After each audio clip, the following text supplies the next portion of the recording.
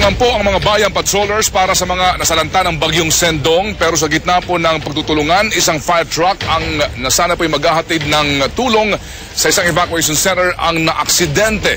Sa Cagayan de Oro City, papunta po sana ng evacuation center ang isang fire truck para magbigay ng tubig ng mabangga ng isa pang truck.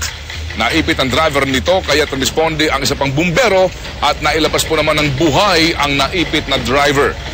Sa Misamis Oriental naman, nakunan po ni Sean Ranara kaninang umaga ang dalawang bangkay ng matanda. Isang bangkay rin ng bata ang nakuha ng mga bangkero sa Balingasag Bay. Sa lungsod ng Iligan, ilang alumni ng Mindanao State University Batch 2000 ang nagpakain po naman at nagbigay ng tulong pinansyal sa mga biktima ng bagyo na pansamantalang nakasilong sa universidad.